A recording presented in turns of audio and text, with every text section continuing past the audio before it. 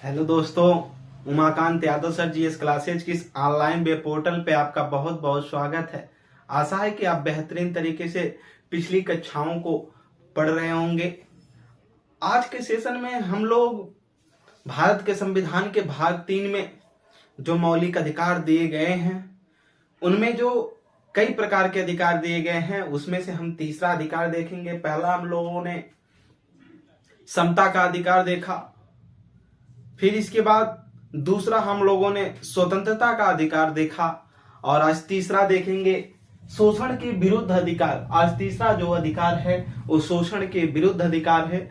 फिर इसके बाद हम लोग धार्मिक स्वतंत्रता का अधिकार देखेंगे। इसके बाद फिर हम लोग अल्पसंख्यकों के हितों संबंधित जो अधिकार दिए गए हैं उनको देखेंगे। फिर इसके बाद जो संपत्ति का अधिकार आर्टिकल 31 में था उसको तो निकाल दिया गया है। फिर संवैधानिक उपचारों का अधिकार देखेंगे।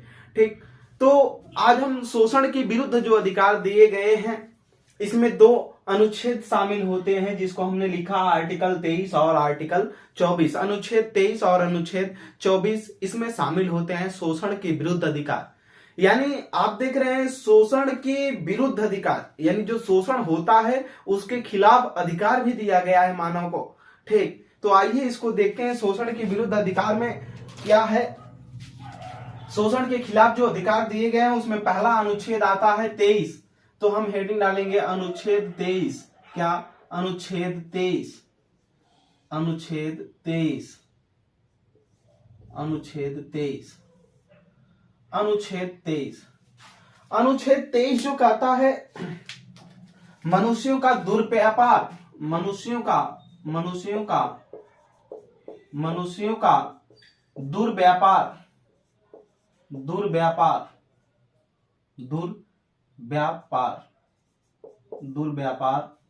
मनुष्यों का दुर्व्यापार लिखेंगे बेगार, मनुष्यों का दुर्व्यापार बेगार। फिर लिखेंगे बलात्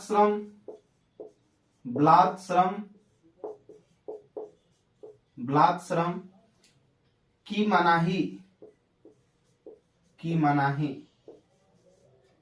मनाही। ध्यान दीजिएगा, इसमें अनुच्छेद 23 का जो है एक आता है मनुष्यों का जो दुर्व्यापार हो रहा है। दुर्व्यापार का मतलब जिसमें आता है, कोष्टक में लिख लेंगे, दुर्व्यापार का मतलब वेश्यावृत्ति। क्या? वेश्यावृत्ति। जो वेश्यावृत्ति होती है, जो शरीर का व्यापार होता है, उसको वेश्यावृत्ति बोलते हैं। जो शरीर का दुर्व्यापार लोग करते हैं, बेचते हैं, वेश्यावृत्ति। देवदासी,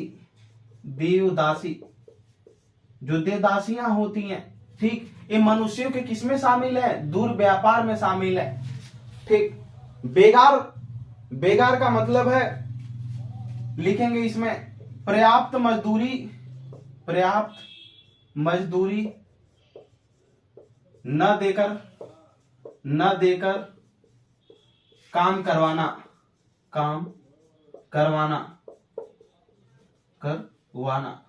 कहते हैं ना लोग, ये हम बेगारी करेंगे आपकी, करवाना। और बलात् श्रम का अर्थ है इसमें जो है कि इच्छा न होने पर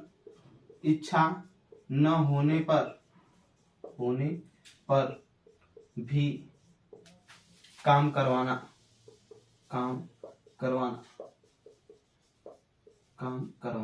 ठीक, ध्यान दीजिएगा। अनुच्छेद 23 कहता है कि मनुष्यों का दुर्व्यापार यानी वेश्यावृत्ति और देवदासी इस तरह के ऐसा नहीं होना चाहिए। उसकी शरीर का व्यापार नहीं होना चाहिए, किसी तरीके से वो किसी की दासता स्वीकार नहीं करे। बेगार, पर्याप्त मजदूरी न देकर काम करवाना, यानी किसी, जो कहते हैं ना कि हम बेगारी किसी की नहीं करेंगे, वो यही चीज है कि पर्याप्त मजदूरी न देकर के किसी से, अगर कोई आपके साथ बेगारी का काम बेगारी से ले रहा है तो वो आपके अधिकार का क्या कर रहा है? कहीं कहीं हनन कर रहा है। बलात् श्रम, इच्छा न होने पर भी अगर आपसे काम लिया जा रहा है, ऐसा कोई नहीं कर सकता, इसकी मनाही की गई है। किस अनुच्छेद में? 23 में। यानी मनुष्यों का दुर्व्यापार, बेगार, बलात् श्रम की मनाही करता है कौन? अनुच्छेद 23। और अगर इस तरीके का कोई व्यवहार करता है तो वो आपके क्या किया, आपका शोषण किया, यानी आपके अधिकार के विरुद्ध है वो, और इसके खिलाफ आप क्या कर सकते हैं, सुप्रीम कोर्ट, हाई कोर्ट में याचिका दायर कर सकते हैं। हमने बताया था कि आपके मौलिक अधिकारों का जब हनन होता है तो सुप्रीम कोर्ट में अनुच्छेद 32 के तहत आप क्या कर सकते हैं, रिट दायर कर सकते हैं, और हाई कोर्ट में अनुच्छेद 226 के तहत क्या कर सकते हैं, अपनी रिट दायर कर सकते हैं, याचिका दायर कर सकते हैं, फाइल शूट होगी, निर्णय दिया जाएगा। ठीक, तो अनुच्छेद 23 मनुष्यों का दुर्व्यापार, बेगार, बलात् श्रम की मनाही करता है। ठीक, क्या होता है सबका अर्थ हमने लिख दिया। फिर इसके बाद एक अपवाद आता है इसी में, अपवाद। अपवाद क्या है, अपवाद, अपवाद में जो अनुच्छेद 23 क्लाज 2 दिया गया है, अनुच्छेद 23(2), इसमें कहा गया लेकिन जनहित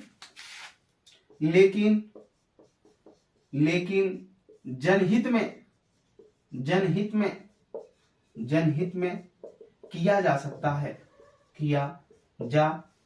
है, लेकिन जनहित में क्या किया जा सकता है, उपरोक्त जो कार्य दिया गया है, मनुष्यों का दुर्व्यापार किया जा सकता है, बेगार किया जा सकता है, बलात् श्रम किया जा सकता है। ऐसा कब किया जा सकता है, जनहित में, यानी जनता के हित में। कैसे, उदाहरण के रूप में अगर देखेंगे, अगर गवर्नमेंट रूल बना दे कि जितने भी मेडिकल कॉलेज, सरकारी मेडिकल कॉलेज से निकले हुए डॉक्टर होंगे, वो पहले हमारे दिए गए कुछ पैसों में ग्रामीण क्षेत्रों के जो प्राथमिक स्वास्थ्य केंद्र है उस पे जाकर के वो सेवा करेंगे। ठीक, जैसे मेडिकल कॉलेज से, सरकारी मेडिकल कॉलेज से जो डॉक्टर बन करके निकलते हैं, गवर्नमेंट घोषणा कर दे कि पहले 1 साल या 2 सालों तक वो हमारे दिए गए कुछ पैसों पर क्या करेंगे, गांव के प्राथमिक जो सेवा केंद्र हैं, ठीक, प्राथमिक स्वास्थ्य केंद्र हैं, उन पे वो जाकर के क्या करेंगे, अपनी सेवा देंगे। तो सरकार जितना उसमें पैसा देगी, ठीक, उनके काम के बराबर अगर पैसा नहीं देती है तो उसको माना जाएगा कि क्या, बेगारी का काम करवा रही। लेकिन ऐसा किया जा सकता है। ठीक, अनुच्छेद 23(2) यानी अनुच्छेद क्लास 2 जो दिया गया है अपवाद में आता है, लेकिन जनहित में क्या कर रहा है, जनहित में ऐसा कर सकती है गवर्नमेंट अगर चाहेगी तो। ठीक, तो ये रहा अनुच्छेद 23 जिसमें मनुष्यों का दुर्व्यापार, बेगार, बलात् श्रम की मनाही की गई है। लेकिन अगर आवश्यकता पड़ती है, जनहित में है, तो ऐसे समय में आपको बाध्य किया जा सकता है। ठीक, उस समय शोषण के जो विरुद्ध अधिकार है वो रोका जा सकता है। तो ये रहा शोषण के विरुद्ध अधिकार, यानी आपका शोषण अगर कोई कर रहा है तो उसके खिलाफ अधिकार दिए गए हैं। ठीक, चलिए अगला हम देखते हैं आर्टिकल 24। आर्टिकल 24 अनुच्छेद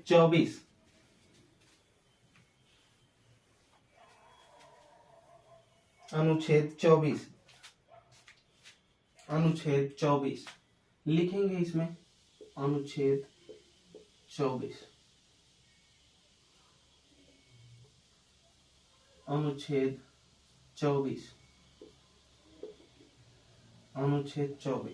लिखेंगे 14 वर्ष तक की आयु के बच्चों को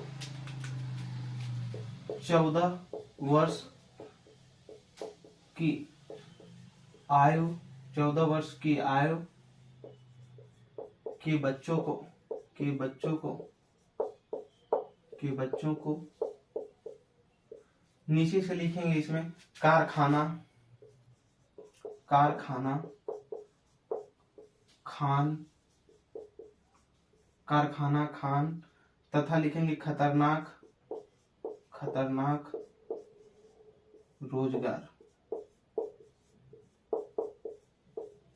रोजगार पर नहीं लगाया जाएगा, नहीं लगाया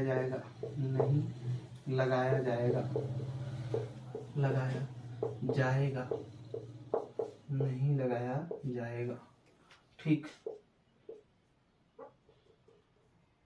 देखिएगा इसमें 14 वर्ष की आयु के बच्चों को, किसको, 14 वर्ष की जो आयु के 14 वर्ष की जो उम्र के बच्चे होंगे उनको कारखानों में नहीं लगाया जाएगा। विद्वानों का मानना है कि जो कारखानों में लगाने की उम्र होनी चाहिए वो कितनी होनी चाहिए, 18 वर्ष की होनी चाहिए। कितनी, 18 वर्ष की। इसके नीचे के बच्चे को कारखाने में नहीं नियुक्त किया जाएगा। ठीक, क्योंकि ये बाल श्रम को क्या करता है, शोषण करता है, बाल श्रम को कहीं ना कहीं परेशानी पहुंचाता है। फिर खान में जो खाने होती हैं, कोयले की खाने हैं या कोई भी खान है, उसमें उसको नियुक्त नहीं किया जा सकता। खतरनाक रोजगारों में भी नहीं नियुक्त किया जा सकता, इस पर नहीं लगाया जाएगा। क्या करता है, मनाही करता है। हमेशा किसको मानता है कि 18 वर्ष की आयु के ही बच्चों के जो ऊपर हैं उन्हीं को लगाया जा सकता है। लेकिन इसमें दो चीज है, कमियां क्या हैं इसमें देखेंगे। कमियां विद्वानों के अनुसार इसमें कमियां क्या हैं, ठीक, कमियां दो हैं। एक तो 14 वर्ष और दूसरा इसमें जो है कारखाना खान एवं खतरनाक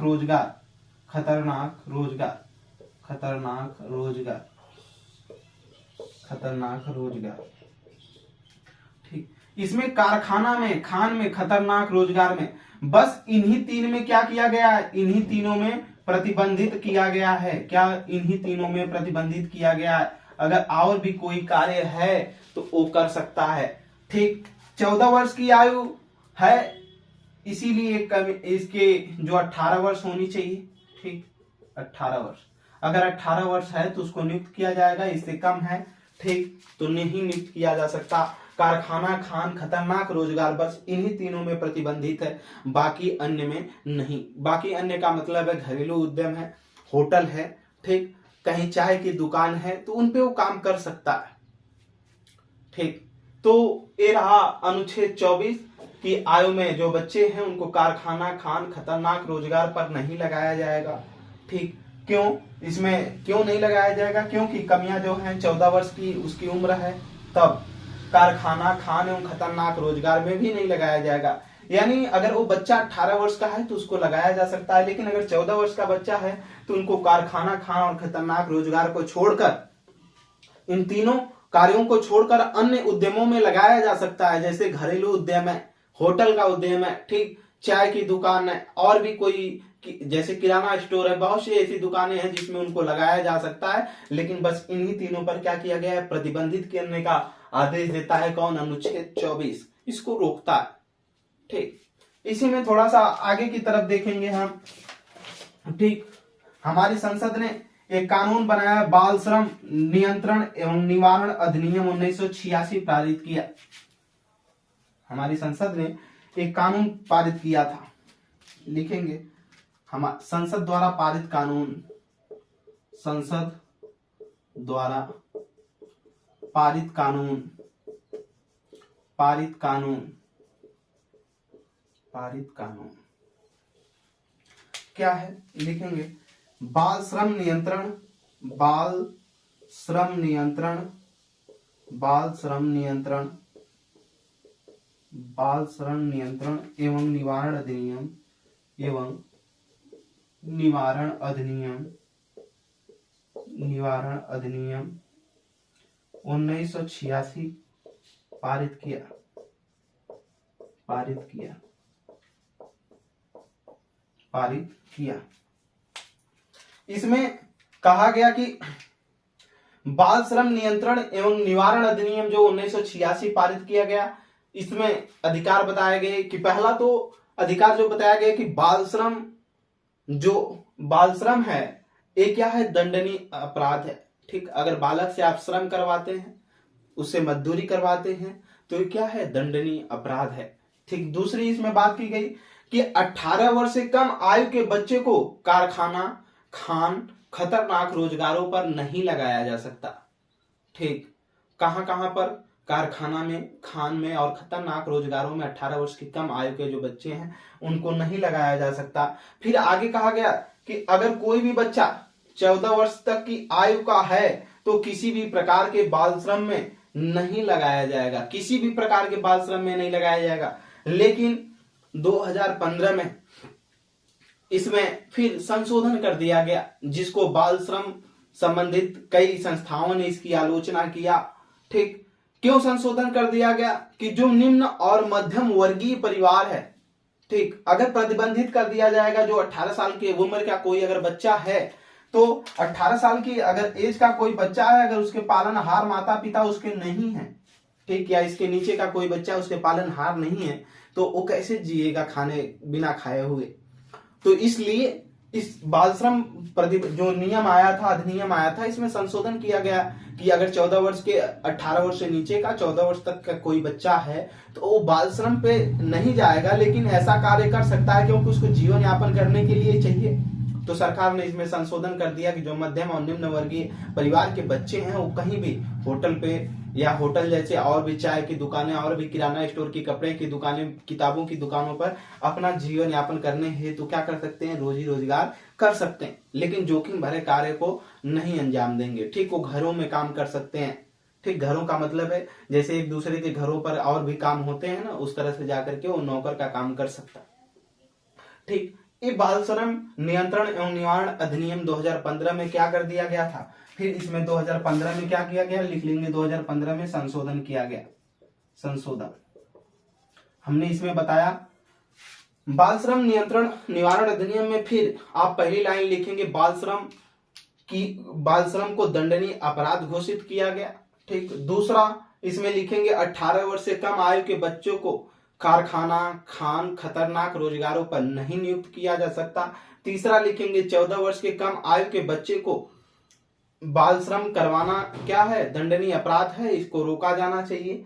फिर बाद में 2015 में न्यायालय के आदेशानुसार फिर हमारी सरकार ने क्या किया, इसको संशोधन कर दिया। क्यों कर दिया, जो निम्न और मध्यम वर्गीय परिवार के बच्चे हैं ताकि वो अपनी जीविका चला सकें, अपना पालन पोषण कर सकें, इसके लिए। तो ये अनुच्छेद 24 और इसके पहले 23 हमने बताया, ये शोषण के विरुद्ध अधिकार दिए गए हैं। और शोषण का जो विरुद्ध का अधिकार है ये देशी और विदेशी दोनों नागरिकों को दिए गए हैं। किसको, देशी यानी अपने, लिखेंगे इसमें नागरिक एवं विदेशी दोनों को दिए गए हैं। विदेशियों को और नागरिकों को, भारतीय नागरिकों और विदेशियों दोनों को दिए गए हैं, क्योंकि कोई भी भारतीय नागरिक है उसको अधिकार जो प्राप्त हुआ है, और कोई अगर विदेशी बच्चा भी है तो उसको आप इस तरह से बाल श्रम नहीं कर सकते। यानी विदेशी अगर कोई बच्चा है वो पकड़ लिए तो उसको जबरदस्ती आप काम नहीं करवा सकते। शोषण का विरुद्ध अधिकार भारतीय नागरिकों एवं विदेशी दोनों को प्राप्त है।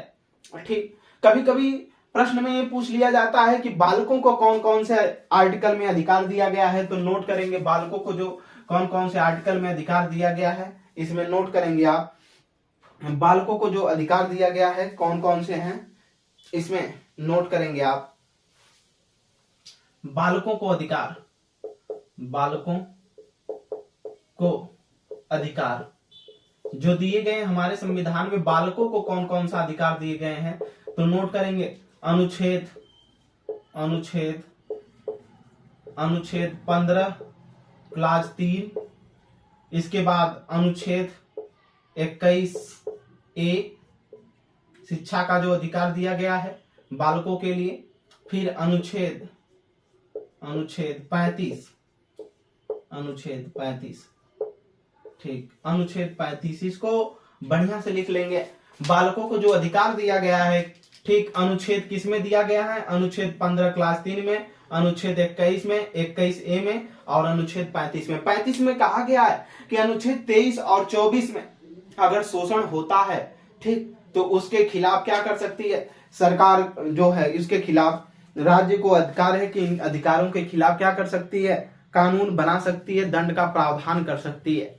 ठीक, अनुच्छेद 35 में यही कहा गया है 23-24 का अगर हनन होता है तो इसके खिलाफ जो है राज्य यानी सरकार क्या कर सकती है, उसके खिलाफ कानून बनाएगी और दंड का प्रावधान कर सकेगी। ठीक, तो ये रहा बालकों का संबंधित अधिकार। कभी कभी आर्टिकल 23 में ही पूछ लिया जाता है कि कारखाना अधिनियम कब आया था, तो लॉर्ड रिपन 1880 और 84 के बीच में लॉर्ड रिपन हुआ भारत का वायसराय, उसी के समय में प्रथम 1881 में प्रथम कारखाना अधिनियम आया था जिसमें बाल श्रम प्रतिबंधित किया गया था। ठीक, इसको याद रखिएगा, बाल श्रम 1881 में प्रथम कारखाना अधिनियम आया और 83 में बाल श्रम प्रतिबंधित किया गया था। किसके समय में, लॉर्ड रिपन के समय में। ठीक, तो आज के लिए इतना ही, फिर मिलते हैं अगले सेशन में। Umakant Yadav sir GS classes में जुड़ने के लिए आपका बहुत बहुत धन्यवाद।